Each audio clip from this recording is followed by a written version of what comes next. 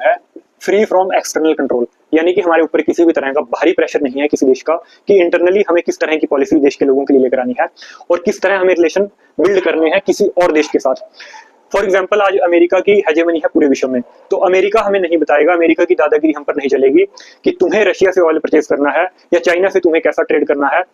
हम इंडिपेंडेंटली खुद अपनी मर्जी से व्यापार करेंगे, किस देश से हमें कैसे रिलेशन रखने हैं, कि किस तरह का रिलेशन हमारी इकोनॉमी को सूट करता है, हम उस तरह इंडिपेंडेंटली अपने आप में सोवरन है। देखिए सोवरन जो वर्ड है, इंडिविजुअली हम सोवरन नहीं है। फॉर एग्जाम्पल कोई स्टूडेंट यदि अपने माँ बाप को बोले कि मैं सोवरन हूँ अपने डिसीजन लेने के लिए, तो इंडिविजुअली तो स्टूडेंट सोवरन नहीं है, तो पॉसिबल ही नहीं है।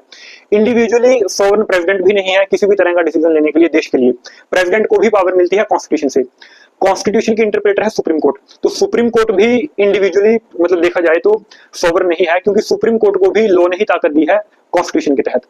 और कॉन्स्टिट्यूशन भी सोवरन नहीं है क्योंकि कॉन्स्टिट्यूशन को भी हमने ही बनाया है, तो हम सब भारत के लोग कलेक्टिवली सोवरन है इंटरनेशनल लेवल पर। तो नेहरू जी से इस वर्ड के लिए क्वेश्चनिंग हुई असेंबली में। हमने उस टाइम पर कॉमनवेल्थ कंट्रीज की मेंबरशिप ली थी। कॉमनवेल्थ कंट्रीज का मतलब था जहां जहां पर जिस जिस देश में ब्रिटिशर्स ने रूल किया धन लूटने के उद्देश्य से, उन कंट्रीज ने मिलकर एक ग्रुप बनाया जिसको नाम दिया गया कॉमनवेल्थ कंट्रीज। तो हमने भी कॉमनवेल्थ कंट्रीज की मेंबरशिप ली, टोटल 56 कंट्रीज हैं। नेहरू जी ने स्पष्टीकरण दिया कि हमने हमारी मर्जी से मेंबरशिप ली है क्योंकि हमारी स्थिति अभी अच्छी नहीं है कि हम इंडिपेंडेंटली किसी देश के साथ रिलेशन बिल्ड कर सकें।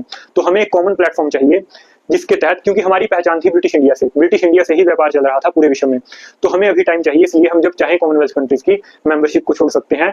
और एक्सटर्नली हमारे ऊपर कोई प्रेशर नहीं है, ना ही ब्रिटेन की महारानी का और ना ही ब्रिटेन के पार्लियामेंट का, कि हमें किस तरह का डिसीजन लेना है हमारी रिगार्डिंग। तो ये मतलब है सोवरेनिटी का।